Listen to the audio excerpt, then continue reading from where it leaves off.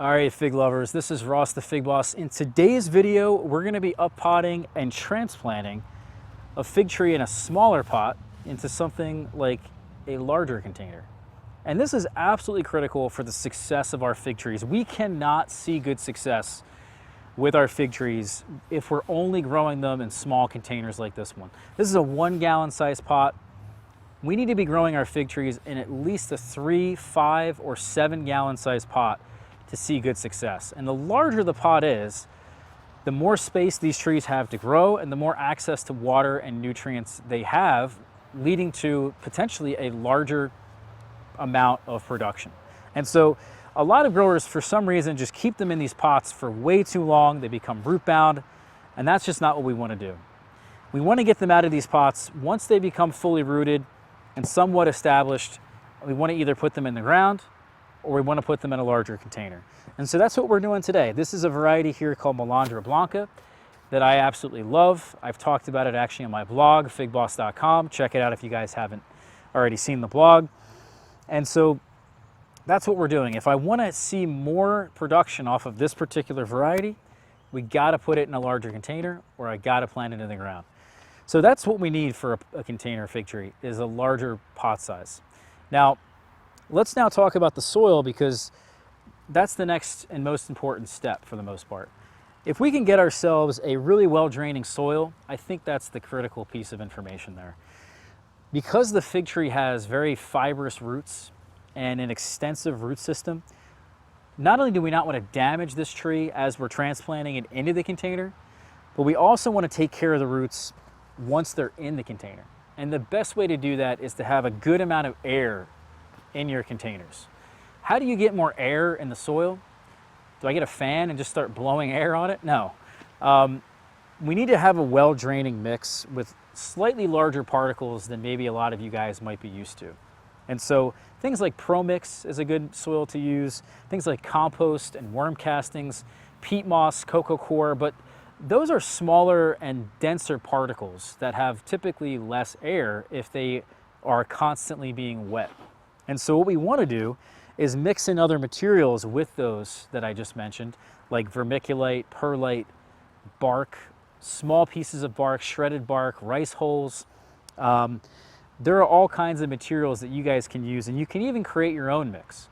This is going to allow you that when you water the soil, you're going to have that right amount of air and the right amount of moisture so that the roots can be healthy. You don't get root rot and then kill your tree. Probably the most important thing of this video. What we're going to do now is we're going to fill this up with our selected soil mix. Again, you can use any soil mix. There's not really a great preference. I think ProMix, if you just want to buy it in a bag, use that. That's fantastic. So we're going to get it to the right height. Then we're going to place the tree in here. What we can do, by the way, if we really want to, is actually bury a portion of the trunk. That'll allow the fig tree in time to produce more roots. I have kind of strayed away from doing that. It's up to you. I think inevitably the tree is going to produce a very big root system in a short amount of time. So I'm just going to put it in there at the right height that the container was at, or I should say that the root ball was at prior. And so we're not going to mess with that. But like a tomato plant, like a pepper plant, you can plant a fig tree in a container lower and bury a portion of that trunk. So what I'm doing now is filling in the soil, but here's the critical piece that I think a lot of people miss. We want to pack in the soil. We want to make sure as we're transplanting to see less transplant shock, that the root ball has good contact with the surrounding soil. If there's not good contact, there's a lot of air pockets, we didn't water this in after we transplanted it, we're not going to see good success. This is a critical piece. Even when I'm planting fig trees in the ground or planting anything in the ground, we have to pack in that soil around it and make sure that there's good contact and no air in the soil. So the last thing I'm going to do here, guys, is add about a half a cup of a combination of different nutrients here that I've mixed up. One is a slow release fertilizer. This is just any other slow release you can find. I like a well-balanced NPK, like a 10-10-10 or a 10-20-10. make sure it covers all those basic micronutrients. This will provide enough nutrients throughout the rest of the growing season, slowly over a period of time. And so this is really all you need for fertilizer. It's kind of a one and done thing. You do this every year, and then that's it. Some other nutrients that are in here are vermiculite and oyster shells. These are additions of micronutrients that fig trees really like in particular, like silica you can find in vermiculite or diatomaceous earth. You can also add green sand or rock dust, which provides a huge range of micronutrients. But in higher quantities, I like to do either gypsum, oyster shell, or lime, because fig trees really like those three different products, because they like magnesium, they like sulfur, and they like calcium.